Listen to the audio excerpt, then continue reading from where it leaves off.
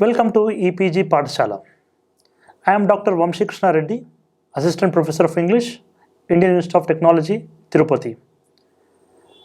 Today we are going to discuss a module titled as Body in Popular Culture, which is part of Identity and Culture Studies paper. This module is written by Neeraja Sundaram, Assistant Professor of English, Ajim Premji University. I would like to introduce the module. This module is a companion to the module on identity. If you have completed the identity module, you will remember that identity is central idea in culture studies. Identity is the way we make sense of ourselves and others in particular society. This module will consider the body as an important mode of an identity, expression, and performance. The body, or our bodies, within cultural studies is not only seen as a fact of nature, but as a way through which we express, maintain, and communicate our identities. This module will look at the body in four main categories. The section 1 deals with body and identity. The section 2 deals with body image and difference. And subsequently, section 3 discusses body and gender. And section 4 looks at the body as a project. Let us start with body and identity, which is a very important idea in culture studies. The body is understood within culture studies as a site of meaning. This implies that the body is recognized as a being significant for the expression of culture and cultural identity. Within culture studies, thus, the body is understood not merely as a fact of nature, but is seen instead as a site where identity is expressed, articulated, and performed. Hence, we consider body as an important concept where certain identities will come together, identities are resisted, contested, and talked about. Let us look at various case studies. The first case study that I would like to cite is tattooing. For example, tattooing and piercing the body can be seen as an individual autonomous acts of conforming to or resisting cultural expressions, expectations, understanding of one's body as limited or unchanging.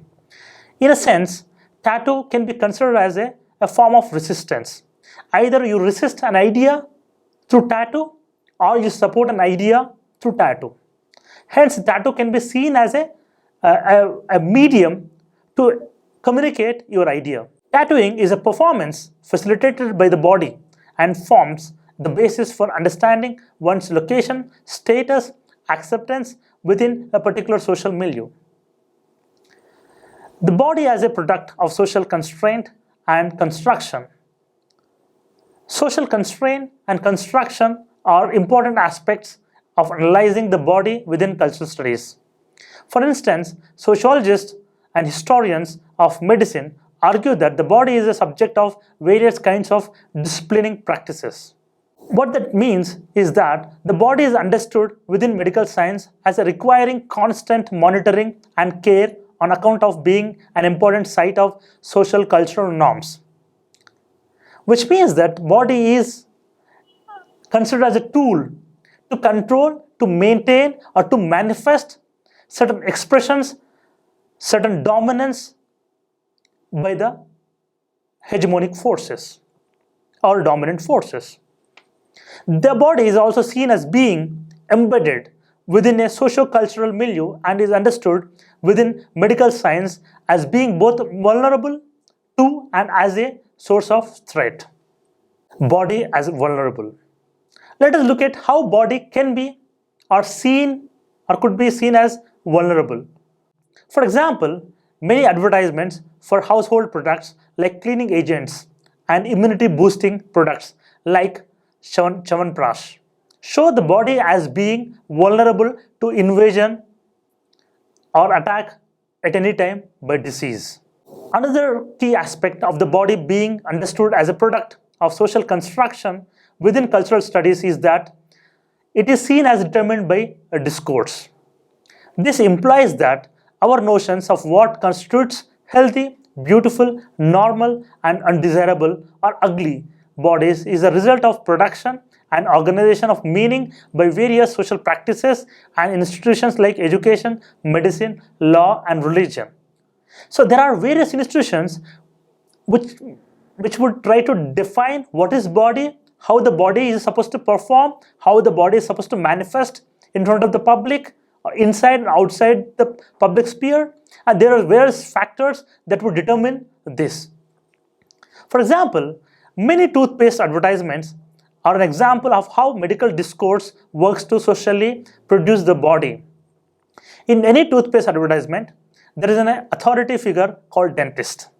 You might see in many advertisements which endorse toothpaste, there is always a dentist who always would like to recommend a particular toothpaste with an authority.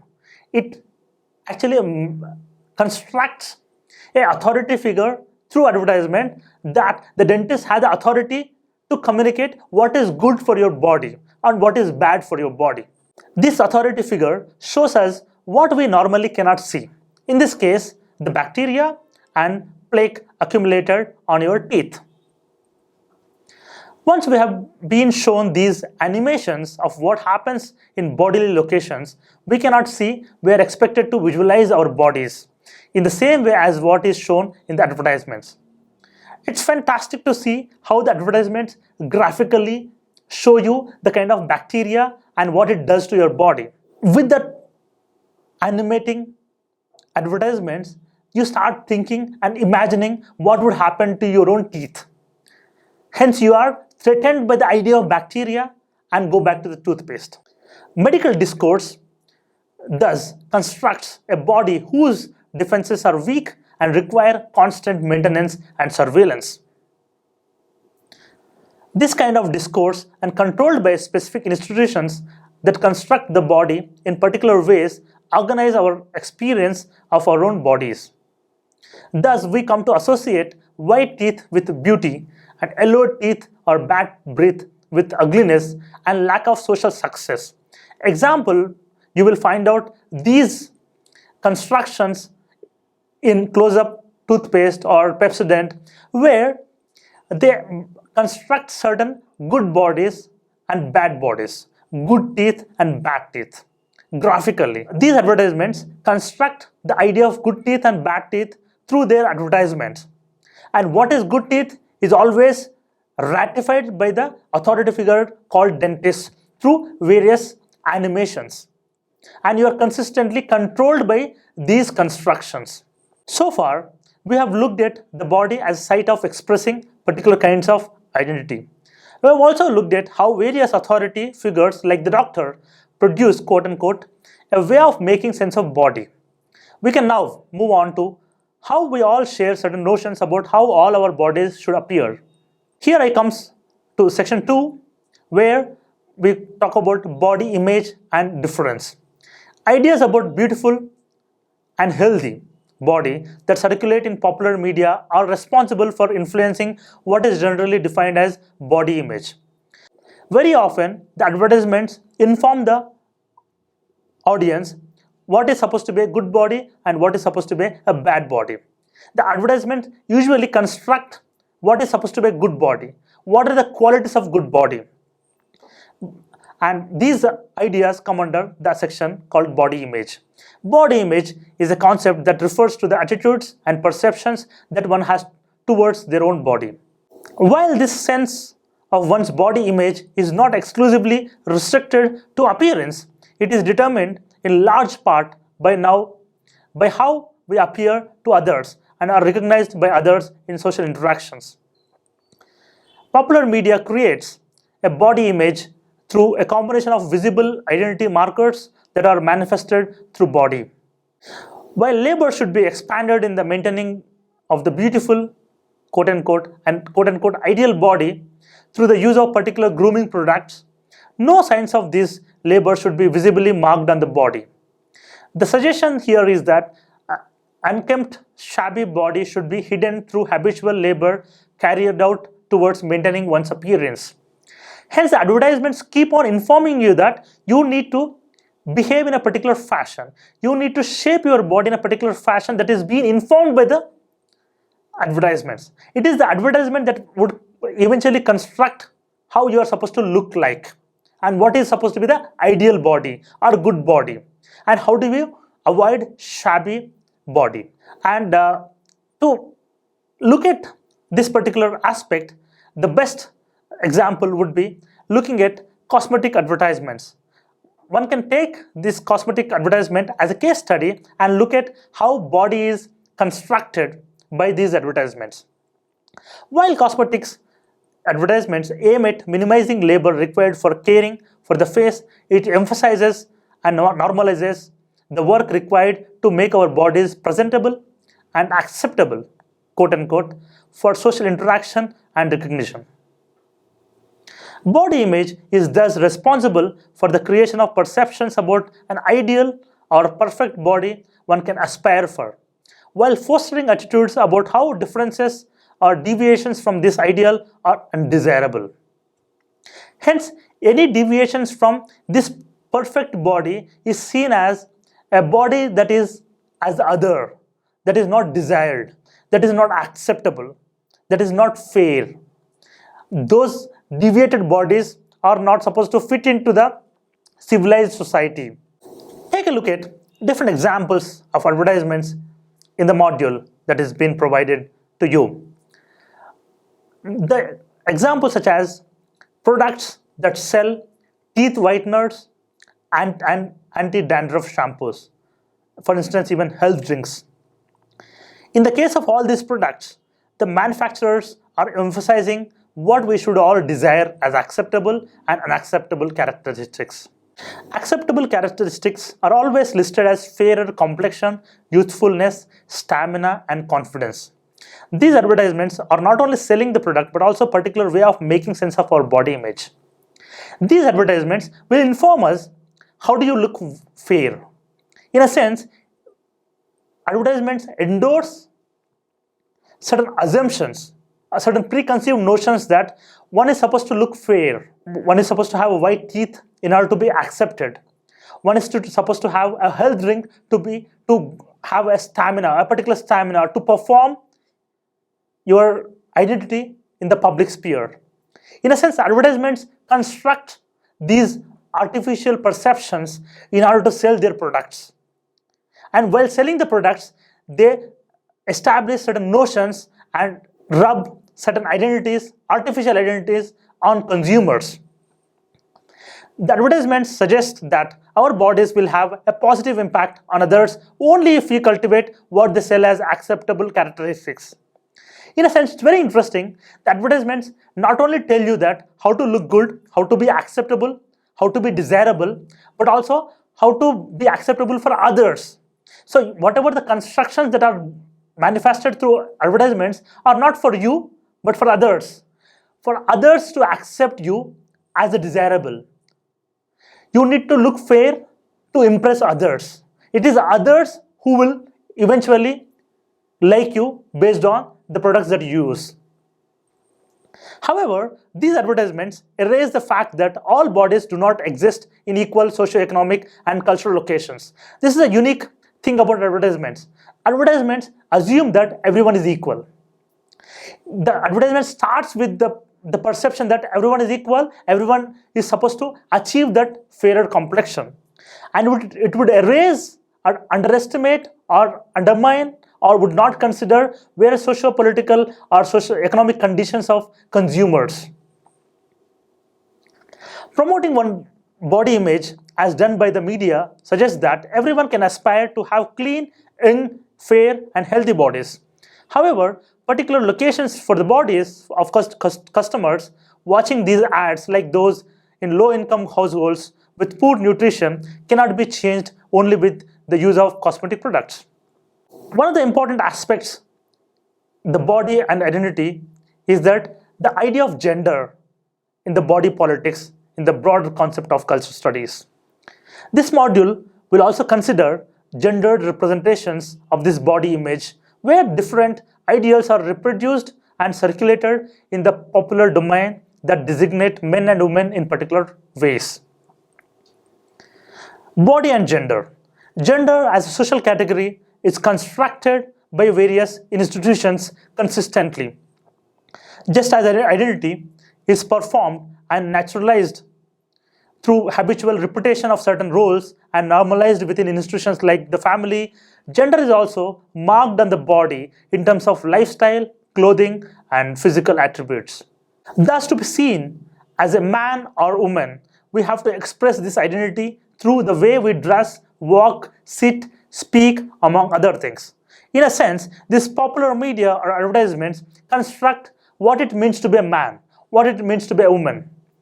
And very interestingly, the advertisements also construct and attribute certain qualities to the man and to the woman. And you are supposed to succumb to these pressures and you are supposed to behave with those attributes. Our bodies are one of the most visible signs of gender expression. Here, I would like to give an example. Let us take a case study of a two-wheeler advertisement. Let us take two products. One is Scooty Pep, which is supposed to be for women. The other is Bajaj Avenger, which is supposed to serve for men. For instance, the Scooty Pep advertisement constructs the female body as requiring an easy to navigate means of transport and avoids the idea of strength, power, which is emphasized by the Bajaj Avenger advertisement, where the male customer is said to be able to feel like God. The male body in the Bajaj Avenger advertisement is thus constructed as being physically strong and powerful, both features seen in the vehicle itself. On contrary, the Scooty Pep is always associated with ease, comfort, soft, and feminine. The advertisement constructs and produces certain images that Scooty Pep is meant for women and Bajaj Avenger, being very strong, powerful, feel like God, would endorse a masculinity and which is meant for men. The contrast between all powerful male body and passive female is seen in these advertisements, where the man is seated on Bajaj XCD, performs a stunt that makes a spectacle of physical strength, while the woman is visualized merely as a passive observer. You can see a contradicting visuals that are produced by these advertisements. Scooty Pep represents a meek, feminine vehicle, whereas Bajaj Avenger represents a strong, masculine vehicle where one can perform stunts, one can perform masculinity through the bike. Another case study that I would like to mention here is the maternal body. For instance, the advertisement for LifeCell, the first cord blood stem cell bank in India, features a female body only to establish a universal social role for women. Here, the pregnant female form is devoid of any individual attributes, distinguishing features of a particular model, actress, or even entire body, and is visualized only to draw attention to the life harbored inside the womb. Here, the pregnancy is what becomes a symbolic of female body. The female body is here visualized in its absence and only in the fulfillment of a particular social role of motherhood. Here, the mother's body is made invisible and passive to define the rights and the life of future generations. So here, female body is seen as a vehicle to carry a future generation, as a tool to carry a future generations. Thus, within the popular media, there is not only a certain body image that is constructed, but this image is specific to gender. Popular media, like the advertisements under consideration, construct specific roles and images for men and women. In fact, they actively create roles for men and women. These gender roles, like the woman as a mother, the man as being physically strong and masculine, have an impact on the real-life material conditions of viewers. These roles, constructed and widely circulated in popular culture, tend to be seen as natural by viewers. In fact, these advertisements inherently assumes that these perceptions are already available in public domain, and advertisements seem to be endorsing the existing norms, existing perceptions, or certain notions that majority of the viewers already are having.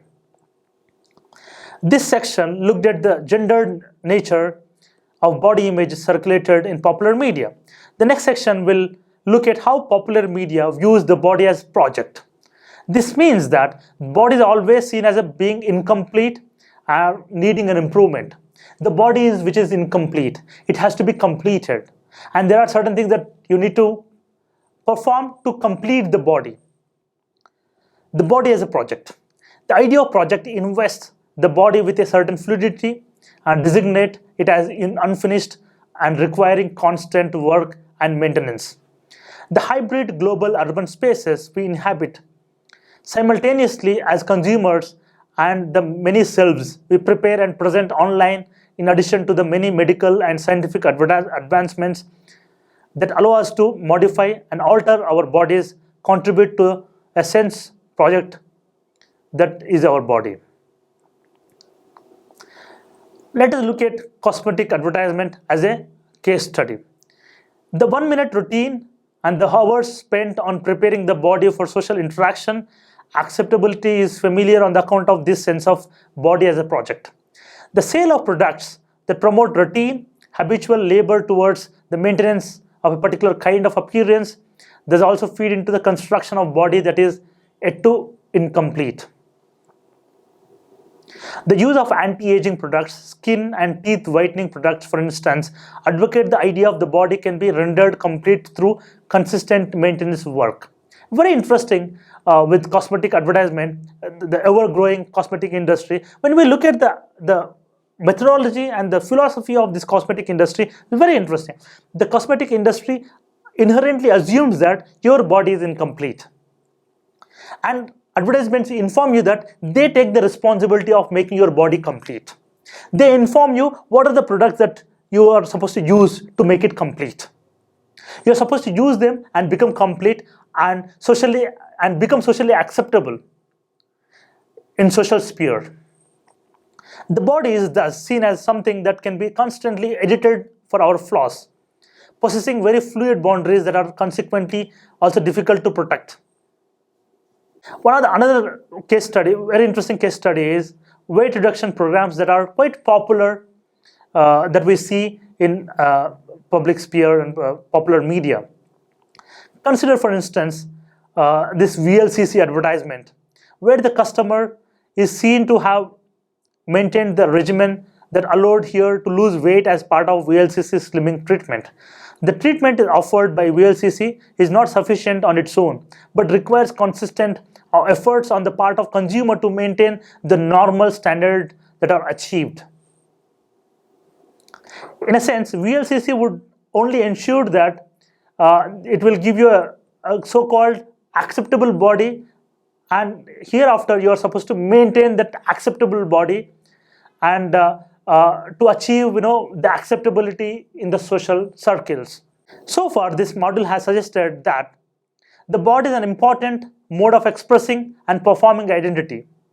The body is seen as having a certain standards and rules, and this is communicated via popular media like advertisements. These standards are norms about beauty and health. How these advertisements construct and manifest certain ideas of beauty, a body, a feminine, a masculine, and how do they rub on the consumers, and how do they construct these perceptions as a natural things, natural perceptions, natural things to take it forward and follow those advertisements and products. The body is thus made sense through the difference. That is, some bodies are desirable because of certain acceptable traits endorsed by these cultural powers like doctors, actors, celebrities. The body is also one of the most visible markers of gender. Gender roles and norms are created and maintained in popular culture by visualizing way of expressing gender through body. The body is seen as fluid and changeable by thinking of it as a project in popular culture. By constantly maintaining and working on our bodies, we can achieve the norms and standards articulated in popular media. Hence, the body is seen as a space where contesting ideas have come to the place, and certain market forces such as advertisements play a very important role to shape ideas about how body should look like, what is acceptable, what is fair, what is good, and what is bad. The advertisement and popular culture, especially popular media, through advertisement, celebrities, construct certain ideas about femininity, masculinity, and perfect bodies. Hence, body as a space is very important. Body as an identity, body as a contested space is very important in the area of culture studies. For further readings, please look at the e-text and references. For further text and books you can find, and examples you can look at the text that is provided with this module. Thank you.